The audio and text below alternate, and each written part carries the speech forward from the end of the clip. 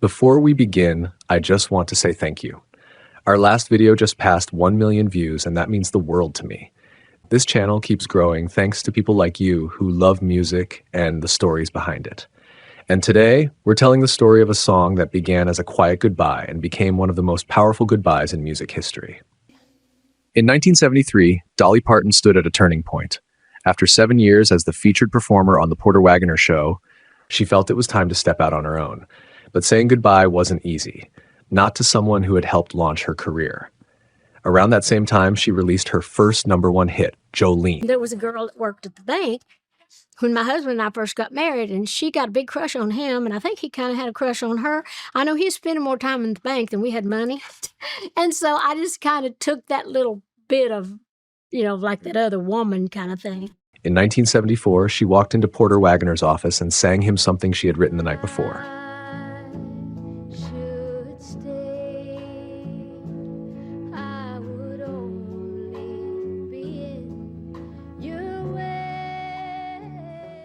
It was personal, respectful, but final. Wagoner didn't take it well.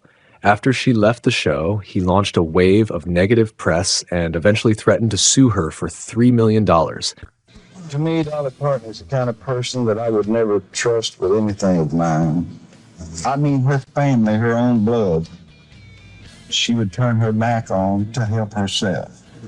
I'm not that kind of person. I don't care about talking about it because most people would think I'm bitter. Dolly, I'm not bitter at her at all. They settled out of court. Dolly ended up paying him $1 million, money she didn't have at the time. It took her years to repay it. Still, she forgave him. They made peace. And when Porter passed away in 2007, Dolly was by his side. I Will Always Love You was released in March 1974 as the second single from her Jolene album.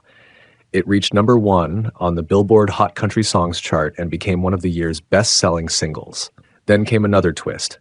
Elvis Presley wanted to record I Will Always Love You, but Elvis's manager demanded half the publishing rights, a standard condition for the king. Dolly said no. It was one of the hardest decisions she'd ever made, and one of the smartest. Elvis was ready to record it. I'd told my friends and people that he was recording it, and they were in town to do the recording. They had invited me down to the session, and Colonel Tom Parker calls me the day before and says, now you do know that Elvis is recording your song, and you do know that Elvis don't record anything that he don't publish or at least get half the publishing on. This song's already been a hit with me, and this is in my publishing company, and obviously this is going to be one of my most important copyrights, and I can't give you half the publishing. Dolly said no. It broke her heart, but the story didn't stop there. In 1982, Dolly re-recorded the song for the film The Best Little Whorehouse in Texas, and it reached #1 again. Well, I would only be in your way. When I first recorded it, it was a #1 song for me in 1972 when I first wrote it. Then when I did The Best Little Whorehouse in Texas with Burt Reynolds, we used it in that movie, and it became a #1 song again. So it's the first time that the same song has ever been #1 with the same artist. Then in 1995, she recorded it a third time, this time as a duet with Vince Gill.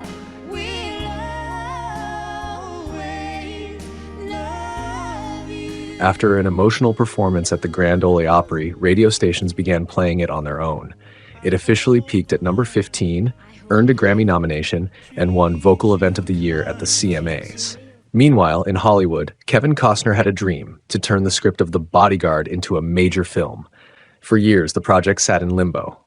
When the project finally moved forward in 1990, he knew exactly who he wanted to star alongside him. I got word that he had a script written by Larry Kasdan, written about 15 years ago, more than that, and that he was very interested in me playing the role of opposite him. He believed in her so much, he delayed filming for a full year just to wait for her. Well, we postponed the movie for a year to wait for Whitney. There was an exotic quality to Whitney, there was this thing about her, and guys are in love with her. As its theme song.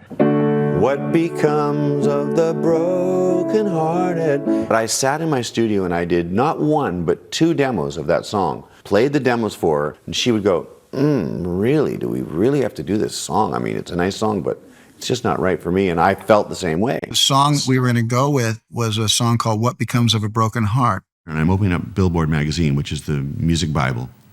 And I'm looking at the charts, and this kid, Paul Young, enters the charts at 60 with a bullet with What Becomes of the Brokenhearted. What becomes of the brokenhearted? So I called Kevin Costner right away. I said, Kevin, we can't do this song. Paul Young is about to have a hit with it. I mean, it's going to be crazy. And he goes, oh, geez. Jimmy, with a couple of songs, including I Will Always Love You. And I had known that song and loved it. We heard Dolly Parton's song before, and I said, I went by it, because it was a country version, and we wasn't listening. Kevin brought it back to me in the trailer one day, and he said, I'm telling you, this is the song. You said you must listen to the song. I cleared the trailer, and I listened to the song, and it hit me. I was like, oh, he's so right. Then came another pure voice. When Kevin said to me, I'd like her to start the first part a cappella, I was like, come on, are you kidding me? I said, and he said, no, I think it'd be great. I said, are you kidding? You can't start a record that way, and it won't get on the radio. It's not going to work. I said, I'll tell you what. For the movie version, we'll do that. But when I make the record version, I'm going to put music around it. He said, okay, well, whatever you want to do for the record. But in my movie, she's going to start a cappella. Don't be too sure they won't play it on the radio. I said, but for me, Whitney was doing almost an apology moment at that point. And what better way to let somebody know they really mean what they're singing to you when they say, I don't even need the music behind me. Let me sing to you directly what I feel about you. And of course, the band kicks in, and we know when it does, the hair on your arm stands up. Yeah. Foster thought that will never play on the radio. But Clive Davis, head of Arista Records, made the final call. All right, the facts are that Kevin Costner suggested it to Whitney, David Foster, and sent me the rough mix.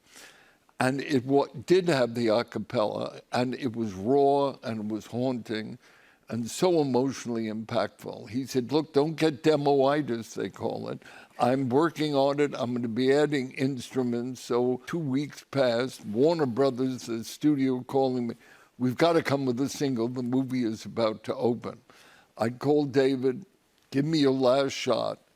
And to me, it came off a little slick with the added instrumentation. So when Warner's called and I had to make that decision, with the a cappella intro, with the raw instrumentation, that became the single. The film was a blockbuster. The soundtrack, The Bodyguard, became the best-selling movie soundtrack of all time. And I Will Always Love You was everywhere. Dolly Parton remembers the first time she heard it on the radio. I was driving at that time from my office in Nashville to my house in Pella.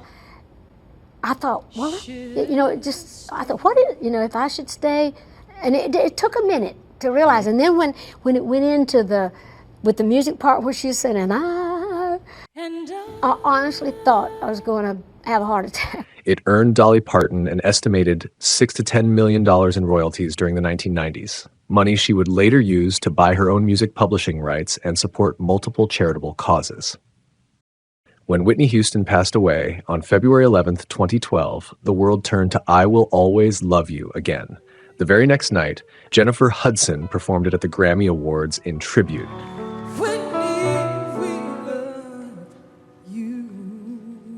The song returned to the Billboard Top 10. It had become Whitney's defining song. Many listeners don't even know it was written by Dolly, but Dolly doesn't mind. People say, well, that's Whitney's song. I said, that's fine. You can give her the credit. I just want the cash. So send that check on to me. In 1993, the song's popularity in the UK sparked two real legal incidents. One woman was jailed for a week after refusing to turn down her stereo, which was blasting I Will Always Love You on repeat. All she did was play a Whitney Houston record, and she's serving 7 days in prison for that. That same year in London, another woman reached her limit. Her neighbor's son wouldn't stop playing the song. Frustrated, she threw the stereo out of a 4th-floor window. The neighbor attacked her, and a judge eventually ordered him to move out and live at a different address. In 2017, during a commencement speech at USC, Will Ferrell had a heartfelt message for the graduating class. Class of 2017, I just want you to know you will never be alone on whatever path you may choose. If you do have a moment where you feel a little down, imagine me. literally picture my face singing this song gently into your ear. And I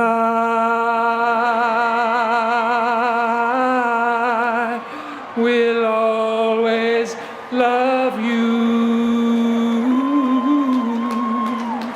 Right there, in front of thousands of students, Will Ferrell sang, "I Will Always Love You." Because even after all these years, that simple phrase still carries something powerful, or Will Ferrell. A song born as a private farewell between two artists became a farewell that the whole world would one day sing. This is the story of "I Will Always Love You," written in one night, reborn across decades, and loved forever. If you enjoyed this story, don't miss our episode on Take My Breath Away, and tell us, what song should we explore next? This is Behind the Track.